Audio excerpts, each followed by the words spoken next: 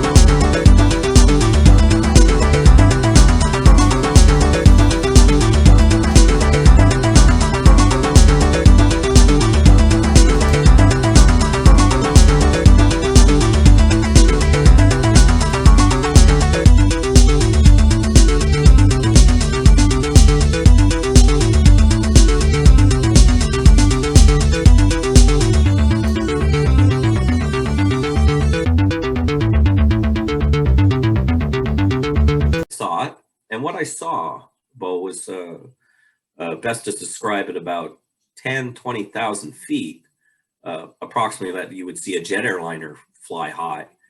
I witnessed a long torpedo silver-shaped object, and it was crossing on a direct flight path like a jet would, but this had no wings. But what it did have in the midsection were two silver spheres, smaller than, of course, the torpedo-shaped object itself, and they were rotating around the midsection. Now, there was either one or two. It was hard to see or justify, but there could have been two of them, and they were rotating around them. And I watched it go across the sky, heading towards the northeast on a straight flight path. And I just thought in my mind, well, I've just seen a satellite. I'm 8 years old. I didn't go on more about it, talk to my parents and say, hey, guess what I saw? I thought this was a normalized thing because I'm growing up here.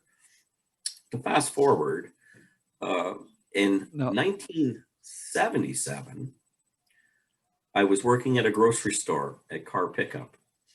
It was at Dominion Stores Limited at Nielsen and Ellesmere. And on that date, on Thursday, August 4th, 1977, I had witnessed a UFO. But how did I get to see it? Is that when I was working the Car Pickup, a gentleman was parked in the parking lot, and he asked me, what's that over there, pointing to the east? I said, it's a plane. I ignored him and I finished the vehicle. And the next car pulled in, and then again bothered me. And he said, but it's not moving. And I didn't really look. And I said to him, it's probably a helicopter. And I'm working here outside. So I loaded up the groceries into the second car, closed the trunk, and off the car went. I'm putting all the baskets together.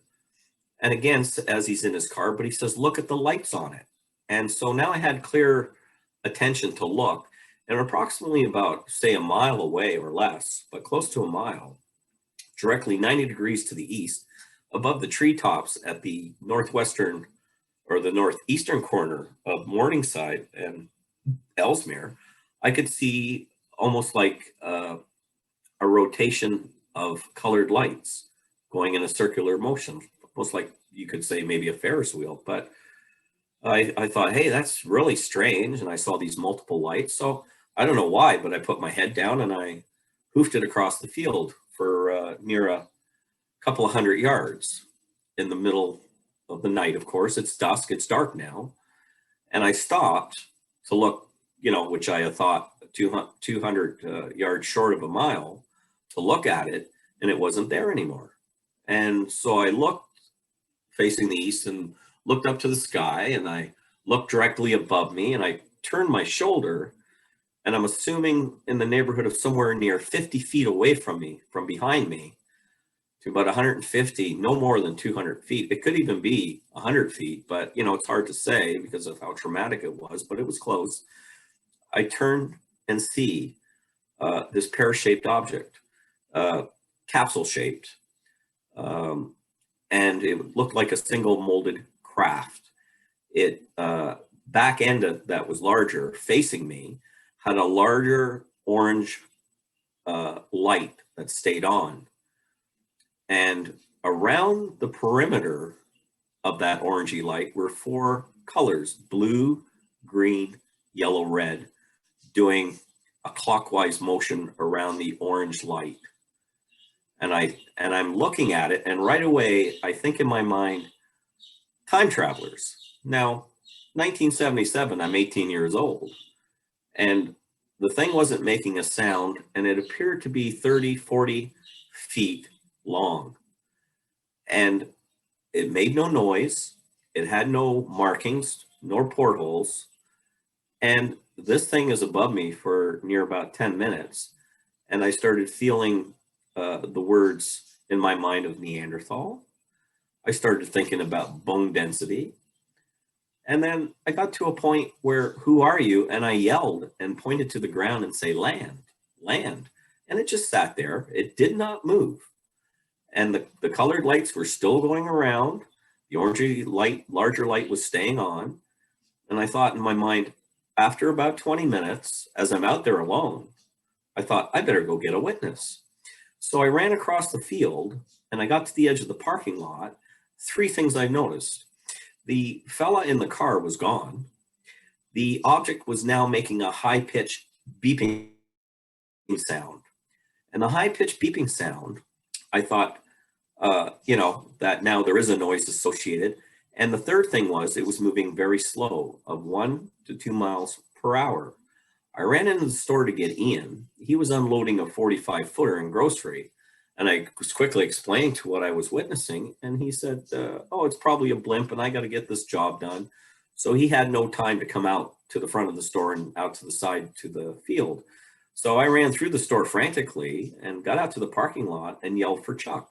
Chuck was collecting the grocery buggies, and he come running over. He goes, what? And I said, you're not going to believe this. And we stepped into the field again because now the building would block seeing it. It was so low. And we could see the object, lights only, not the structure, but the lights. And we could hear the high-pitched beeping sound. And we watched it for about a minute or two until it was out of sight, because now it was half a mile away from us.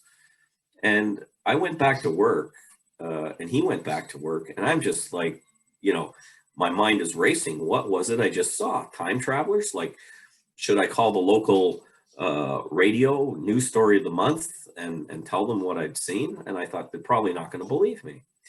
So after 10 minutes, there was a strange sound in the sky, almost like a swishing sound, like that. And he said, did you hear that? And I said, you heard that? And we were together and we're looking at the sky and we're facing to the east.